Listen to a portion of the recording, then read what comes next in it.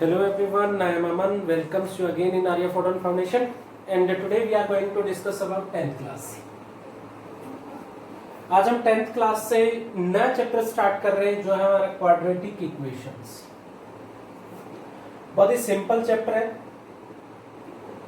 जो भी इक्वेशंस हमने जनरेट या एप्लीकेशन पार्ट जो थर्ड चैप्टर के अंदर किया था लीनियर इक्वेशंस में, सेम एज इसमें यूज होने वाला है। हमारा जो बेसिक्स है सारा सेकेंड चैप्टर में हम इसका पहले ही कर चुके हैं, वो पॉलिनोमियल में किया था। ये क्वाड्रेटिक इक्वेशन में अगर बात करें सबसे पहले कि what is a quadratic equation, तो क्वाड्रेटिक पॉलिनोमियल हमारी क्या थी, and polynomial whose degree is 2। तो क्वाड्रेटिक इक्वेशन हमारी क्या रहेगी, एन इक्वेशन हुज डिग्री 2, जिसकी डिग्री 2 रहेगी। तो जनरल 2 टाइप्स की हमारी क्वाड्रेटिक इक्वेशन होती, वो हम पहले भी बता चुके हैं आपको, pure quadratic and general quadratic. Generally जो क्वाड्रेटिक इक्वेशन होती है वो नोटेशन होती है ax square plus bx plus c। ये पॉलिनोमियल है, now it is a equation. यहां तक ये पॉलिनोमियल है, अब ये क्या बन चुकी है हमारी इक्वेशन। तो ये हम पहले पढ़ चुके हैं सारा बेसिक में। आज हम इक्वेशन की बात करने वाले हैं। और अगर प्योर की बात करें मींस जिसमें लीनियर टर्म नहीं है, that is our pure quadratic. a coefficient of x square, b coefficient of x and c is the constant term. तो बेसिक्स आप सब हमारा जो भी है इसका, वो आप सेकंड चैप्टर की वीडियो जो हमारी हमने डाली थी बेसिक की पॉलिनोमियल्स की, वहां से आप कर सकते हैं। आज हम स्टार्ट करेंगे सीधा इसके टॉपिक पे काम करते हैं, बेसिक से ज्यादा आगे हम करते हैं solution of A quadratic equation.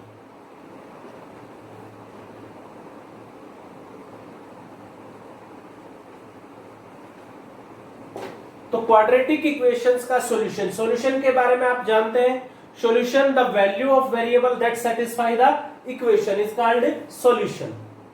तो एक क्वाड्रेटिक इक्वेशन का ये भी हम बेसिक में पढ़ चुके हैं कि कोई भी इक्वेशन हमारी, उसके maximum solution, maximum zeros, maximum roots उतने ही होते हैं जितनी उसकी डिग्री होती है। तो क्वाड्रेटिक है तो कितने रूट्स रहेंगे हमारे क्वाड्रेटिक इक्वेशन के, 2 रूट रहेंगे मैक्सिमम।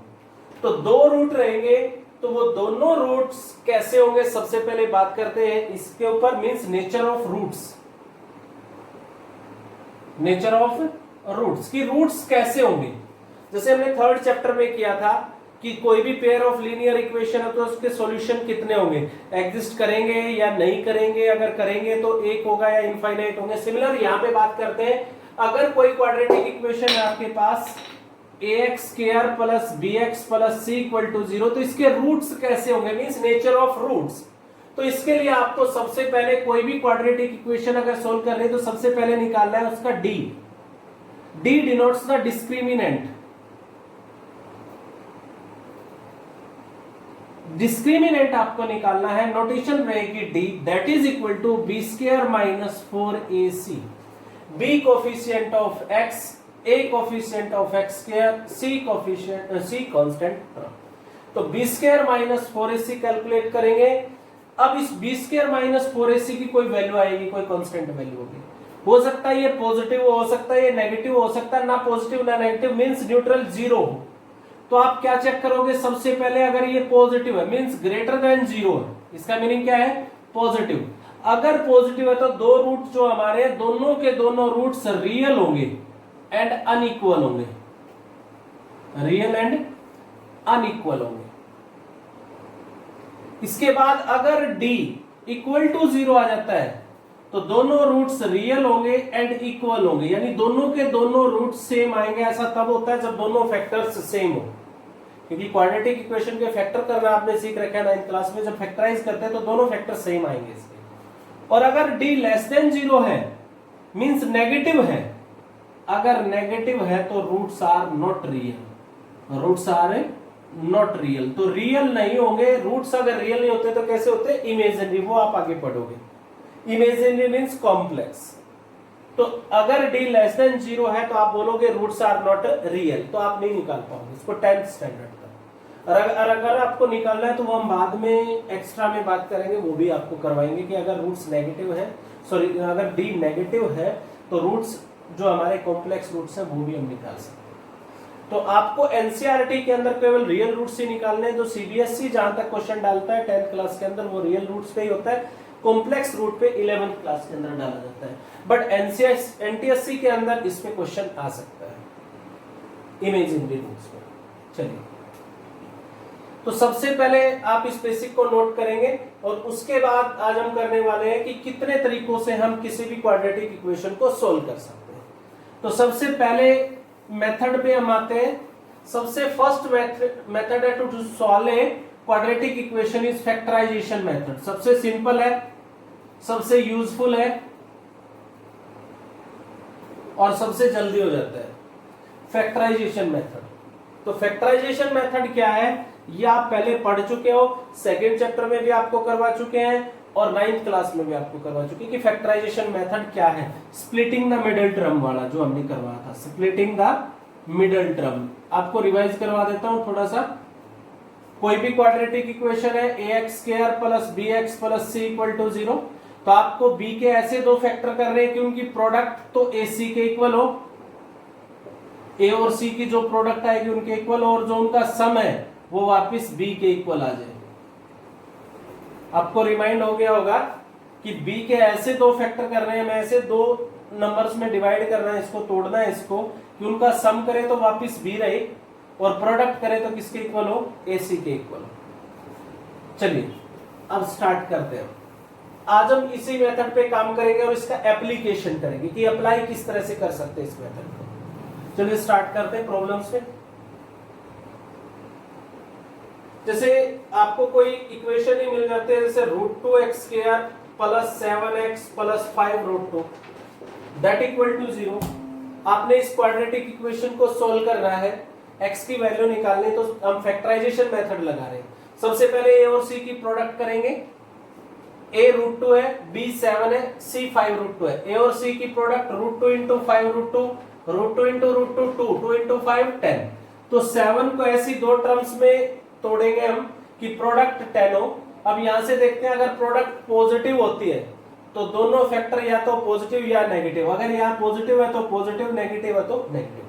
अगर प्रोडक्ट नेगेटिव आती है तो एक फैक्टर पॉजिटिव और एक negative.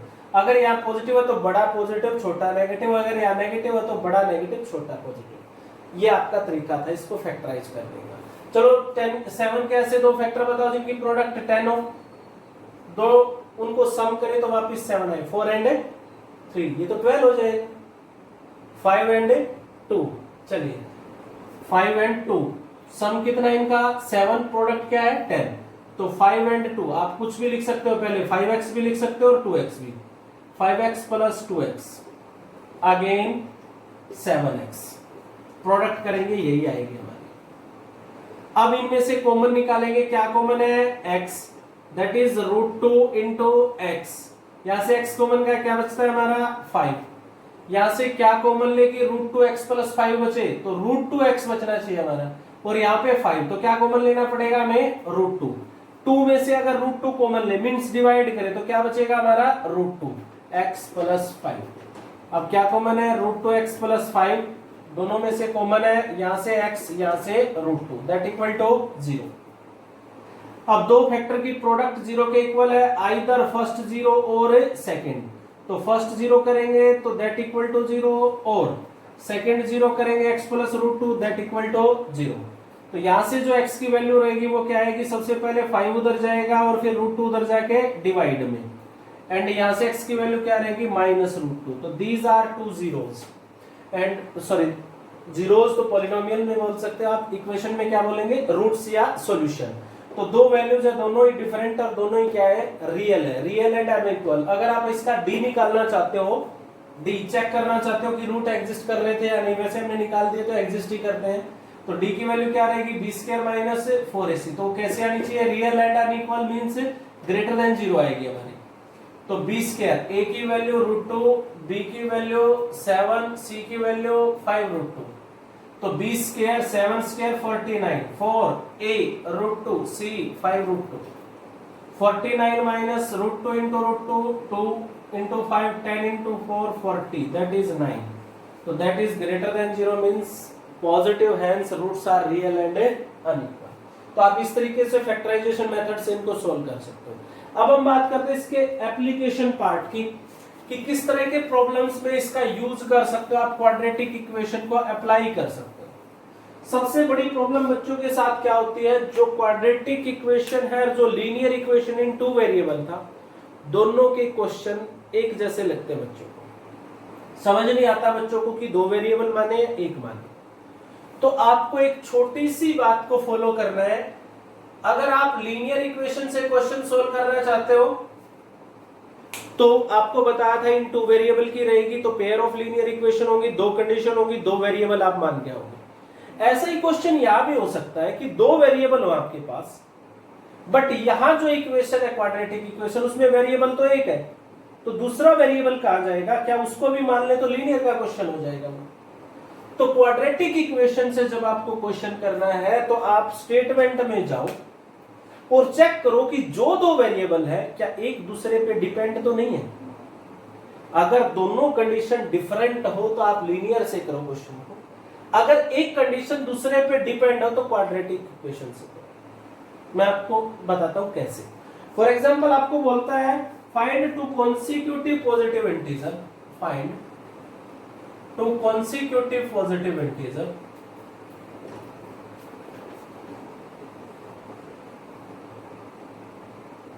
sum of whose squares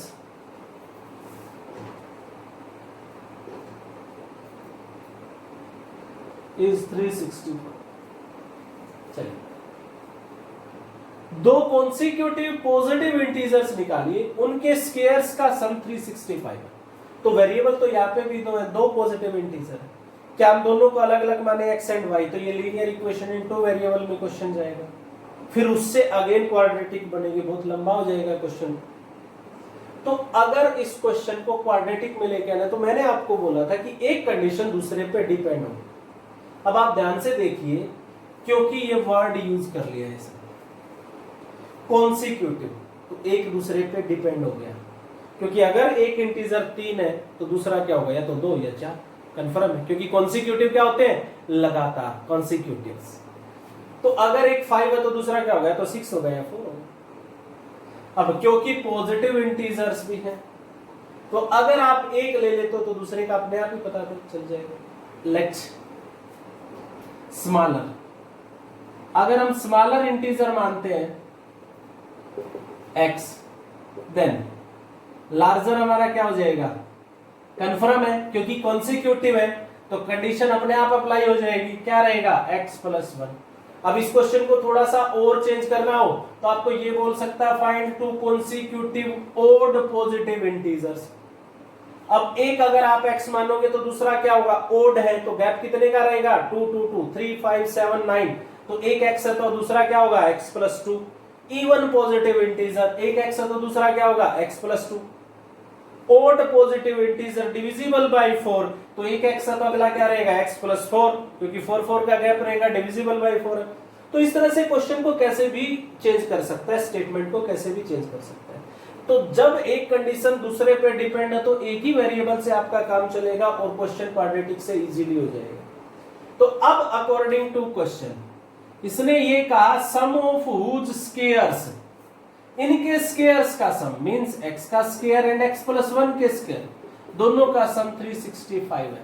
open कीजिए, x स्क्वायर ओपन करो, स्क्वायर a + b का whole square, a square + b square + 2ab, x square + 1 + 2x that is equal to 365। तो 2x स्क्वायर + 2x, 365 इधर आके subtract होगा तो 1 सब्ट्रैक्ट हो जाएगा, 364 that equal to 0।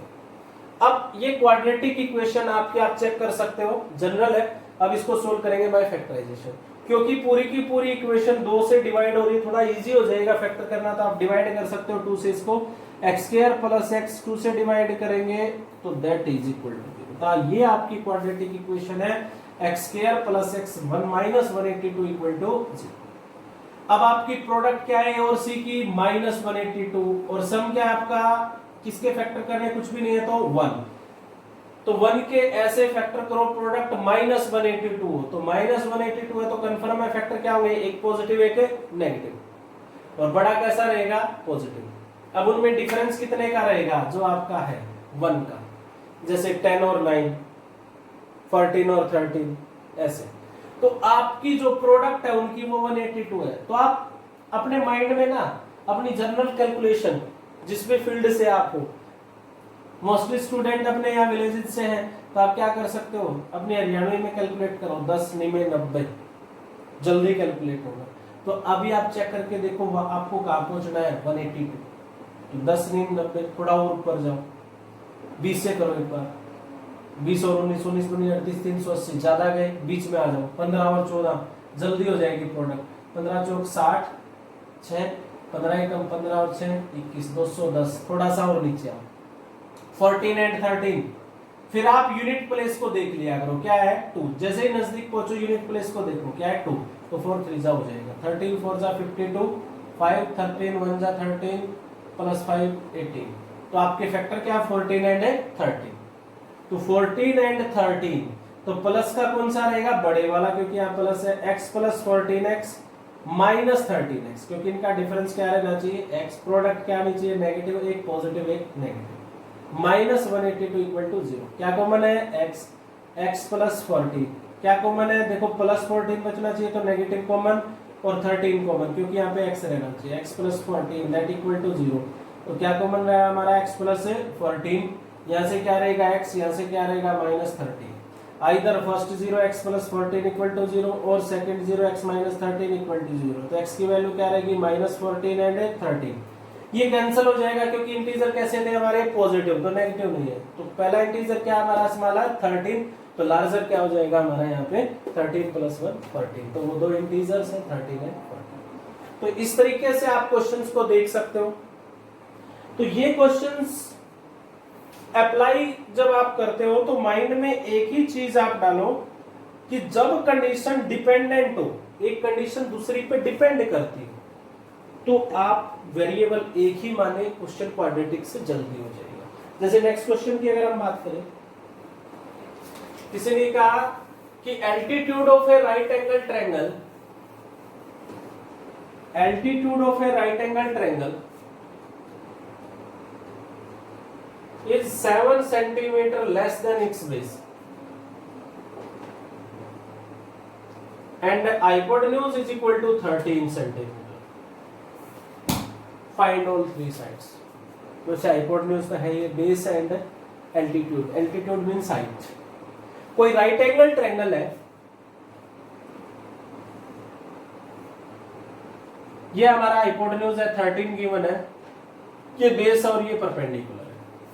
Altitude means perpendicular. तो altitude is 7 centimetre less than it base. दो variable हमारे पास, बेस एंड एल्टीट्यूड दोनों नहीं है, लेकिन एल्टीट्यूड किस पे डिपेंड है, बेस पे। तो डिपेंडेंट कंडीशन है, इसीलिए हम किसको मान लेते हैं, बेस को। तो एल्टीट्यूड अपने आप ही ना जाएगा, लेट बेस ऑफ ट्रायंगल क्या मान लेते हैं, x centimetre. Then altitude means perpendicular, हमारा क्या रहेगा 7 सेंटीमीटर लेस देन बेस, तो x माइनस 7 सेंटीमीटर। अब कंडीशन ये यूज हो चुकी है हमारी, ये यूज हो चुकी है। अब कंडीशन इक्वेशन कहां से लेके आए, कुछ ऐसे क्वेश्चन भी हो सकते हैं अंडरस्टैंडिंग क्वेश्चंस जिनको हम बोलते हैं। तो अब आपके पास ट्रायंगल कैसी है, राइट एंगल। तो ऐसे क्वेश्चन में आप पाइथागोरस अप्लाई कर सकते हो बाय पाइथागोरस थ्योरम।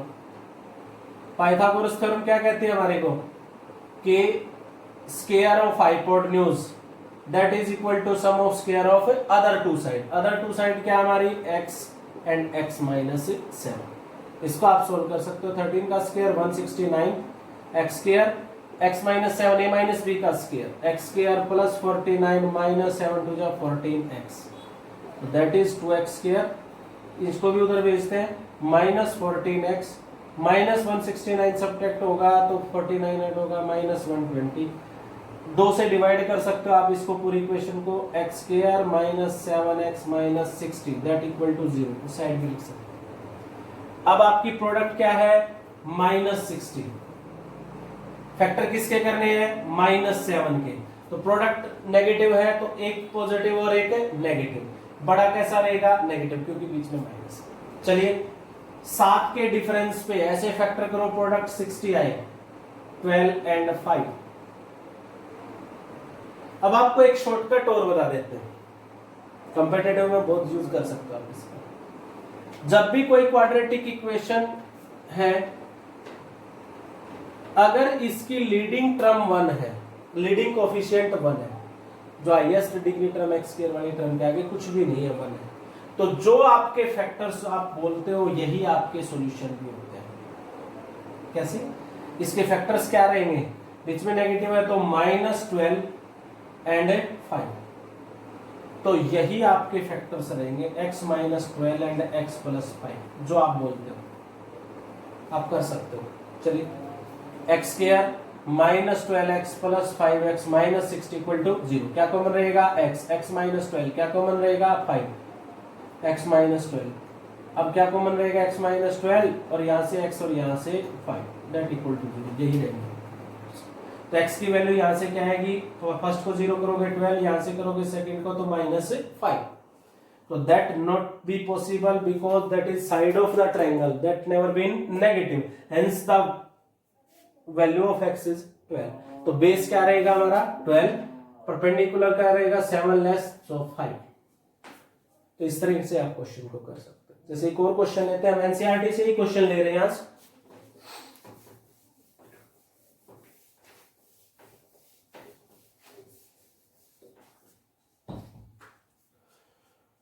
एक कॉटेज इंडस्ट्री, बहुत अच्छा क्वेश्चन है। प्रोड्यूस्ड आर्टिकल,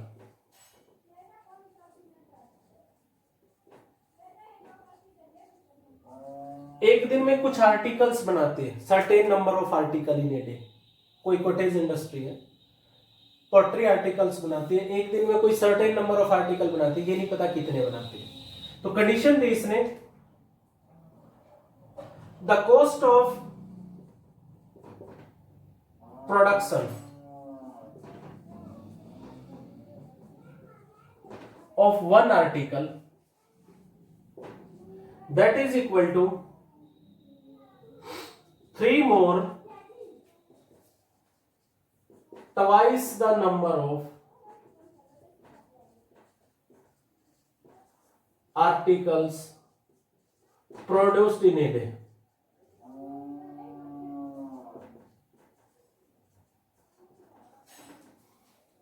एक कंडीशन ये, सेकंड ये है, total cost of production for a day, total cost of production of a day that is equal to 90 rupees. Find the cost of 1 article, cost of production of 1 article and number of article produced in a day. Question को समझिए पहले क्या है। एक industry है, एक दिन में कुछ आर्टिकल बनाती है, certain number of article in a day, and cost of production of 1 article, एक आर्टिकल को बनाने में जो उसकी कॉस्ट लगती है प्रोडक्शन में, that is equal to 3 more than twice the number of article produced in a day. 3 more than means 3 plus, twice मतलब 2 into number of article produced in a day, एक दिन में जितनी आर्टिकल बनाते हैं। तो टोटल कॉस्ट ऑफ प्रोडक्शन एक दिन की हमारे पास 90 रुपीज। हमसे दो चीजें पूछता है, find the number of article produced in a day and cost of 1 article. तो दो वेरिएबल है, total number of article produced in a day and cost of 1 article. But आप क्वेश्चन के अंदर पढ़ोगे जब स्टेटमेंट, तो आपको पता चल गया है कि cost of production is depends on A number of article produced in a day. वही बात मैं आपसे कर रहा था, अगर एक कंडीशन दूसरी पे डिपेंड है, एक वेरिएबल दूसरे पे डिपेंड है, तो आपको दोनों मानने की जरूरत नहीं है, आप कोई भी एक ले सकते हो, लेट कुछ भी मान सकते हो। लेट यही मान लेते हैं, कंपनी प्रोड्यूस या इंडस्ट्री प्रोड्यूस्ड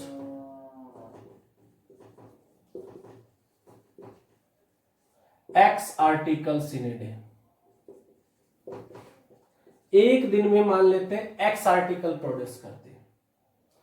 तो अब cost of production of 1 article हम निकाल सकते हैं।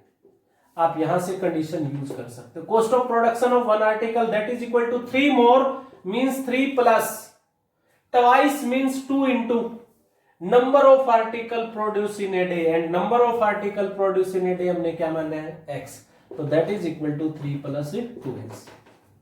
ये यूज्ड है, ये यूज्ड है, अभी ये बचती है, इससे हम इक्वेशन क्रिएट करेंगे। तो ये क्या है, total cost of production in a day. तो अब निकालेंगे total cost of production in a day. एक दिन की जो टोटल कॉस्ट ऑफ प्रोडक्शन रहेगी वो क्या रहेगी, कितने आर्टिकल बनाती है कंपनी एक दिन में, x, एक आर्टिकल की कॉस्ट क्या है, 3 प्लस 2x। अब आप सोचिए, अगर आप एक दिन में 10 आर्टिकल बनाते हो, एक आर्टिकल को बनाने की कॉस्ट अगर 5 रुपए है, तो टोटल कॉस्ट ऑफ प्रोडक्शन क्या रहेगी, 10 इंटू 5, 50 रुपीज। तो एक दिन में कितने आर्टिकल बनाती है, x, एक आर्टिकल बनाने की कॉस्ट क्या है, 3 प्लस 2x। तो टोटल कॉस्ट ऑफ प्रोडक्शन क्या रही, x इंटू 3 प्लस 2x, तो that is 2x square plus 3x, और ये हमारे को क्या गिवन है, ₹90। आपकी इक्वेशन रेडी है, and that is a quadratic equation, general quadratic equation है। AC की प्रोडक्ट क्या रहेगी, -180, और बीच में क्या है, 3, तो प्रोडक्ट नेगेटिव है तो एक पॉजिटिव और एक नेगेटिव, बड़ा कैसा रहेगा, पॉजिटिव। तो 3 के डिफरेंस के दो फैक्टर कीजिए, प्रोडक्ट 180 जब की तरह कर लेते हैं 3 के डिफरेंस में, जैसे 10 और 7, 70 अभी बहुत दूर है, 20 और 17, 20 और 17, 20 और 17, 340 अभी आगे हैं, तो बीच में आइए 15 एंड 12, 180। तो ये आपके फैक्टर आएंगे। अब वो शॉर्टकट यूज नहीं कर सकते क्योंकि यहाँ पे 2 है, तो 2x square plus 15x minus 12x minus 90 that equal to 0। क्या कॉमन है, x, 2x प्लस 15, क्या रखना है यहाँ पे 2, तो -6 कॉमन रहेगा, तभी तो प्लस 2x बचेगा। 2x plus 15 that equal to 0, 2x plus 15, यहां से x, यहां से 6 दैट इक्वल टू 0। तो फर्स्ट को 0 करोगे, 2x plus 15 equal to 0, x is equal to -15/2, और सेकंड से x इज इक्वल टू 6। तो ये नॉट पॉसिबल, एक दिन में इतने आर्टिकल थोड़ा ना बढ़ेंगे, नेगेटिव प्रोडक्शन। तो x इज इक्वल टू 6, तो एक दिन में कितने आर्टिकल बनाएगा, 6, और एक आर्टिकल की प्रोडक्शन की जो कॉस्ट है वो क्या रहेगी, x की वैल्यू पुट कर दीजिए 6 इंटू 2, 12 प्लस 3, 15 रुपीज उसकी आर्टिकल की कॉस्ट है, और कितने आर्टिकल बनाएगा, 6। तो इस तरीके से आप क्वाड्रेटिक इक्वेशन को सोल्व कर सकते हो बाय फैक्टराइजेशन मेथड, और उसको अप्लाई कर सकते हो क्वेश्चन में जनरल लाइफ के अंदर। तो ये आपका फर्स्ट टॉपिक था हमारा, क्वाड्रेटिक इक्वेशन का सॉल्यूशन बाय फैक्टराइजेशन मेथड। आगे फिर मिलते हैं, और फिर मिलते हैं हम नेक्स्ट मेथड के साथ। तब तक के लिए थैंक यू।